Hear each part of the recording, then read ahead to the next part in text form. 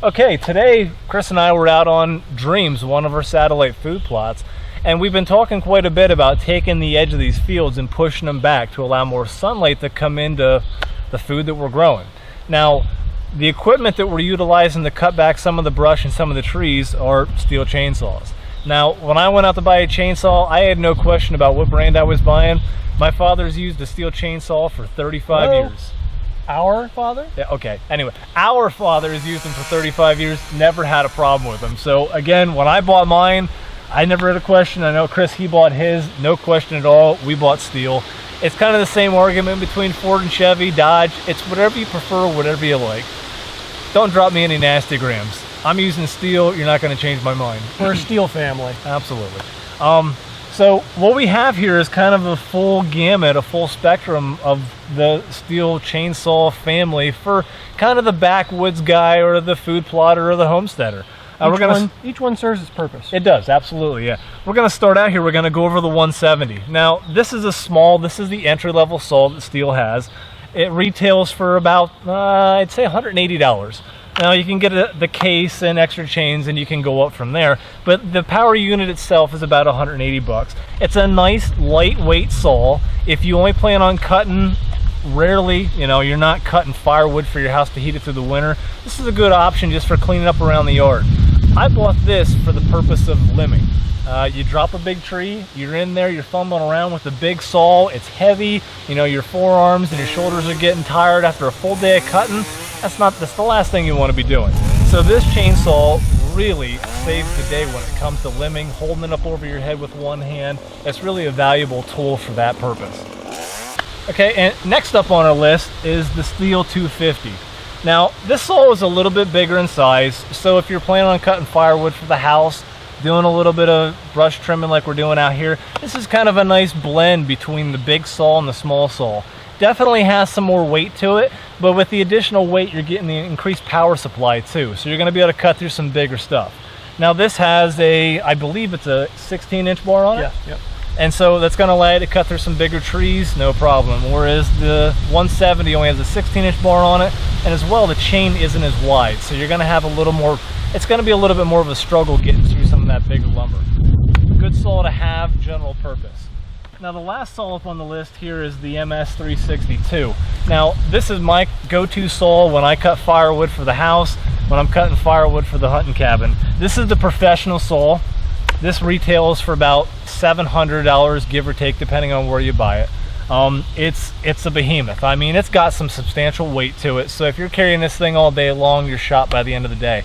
But when you put this into a 20-inch log, you're slicing through it like butter. There's a lot of power there. It has an anti-vibration system on it, which really helps with, your hands feel numb after cutting for a full day. We usually come up here with about 3 or 4 guys, and we're cutting, dark to dark. We'll get probably 4 to 5 cord of wood cut, split, and stacked back at the hunting cabin or at the house by the end of the day. So the guys cutting are running all day long. This saw is beautiful when it comes to that because it really helps lighten the load. As far as the vibration's concerned, the additional power with the saw is just a really nice aspect to have with a larger saw like this when you're cutting through some of those bigger logs, 20 inches and above.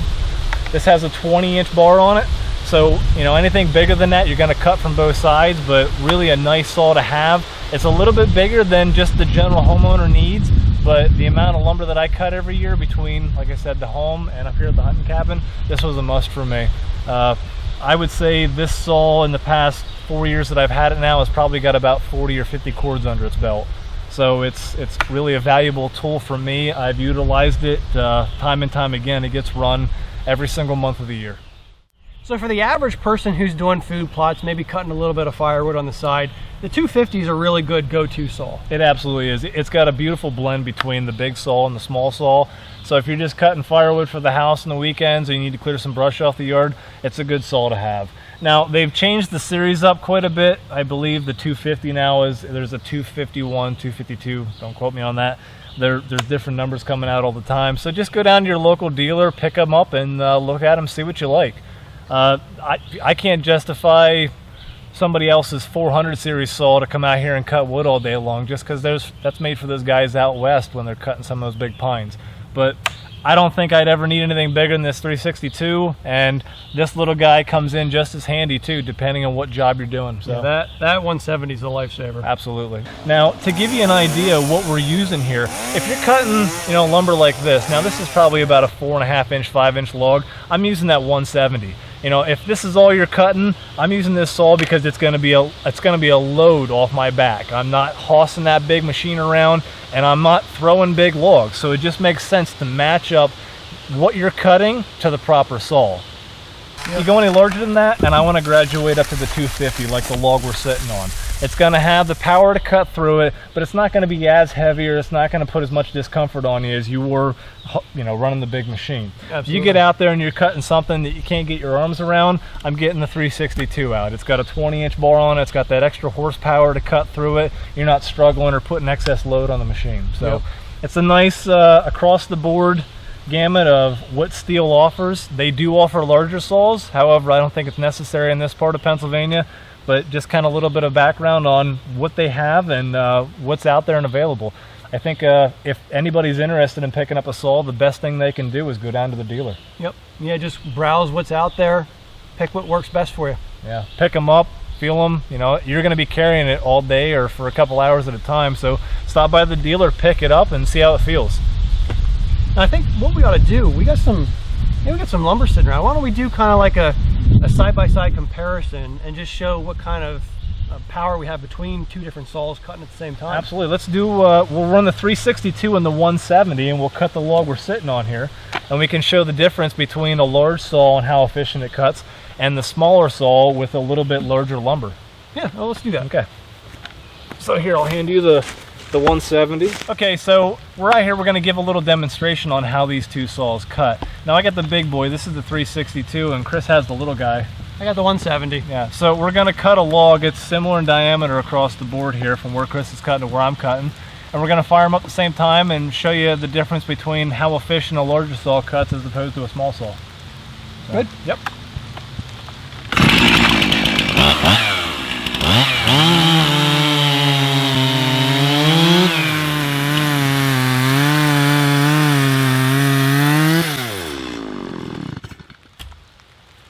Now, it might not look like much. It was probably about 5, 6, 7 seconds difference, but you got to figure this saw's cutting a swath that's about twice as wide as what the 170 is.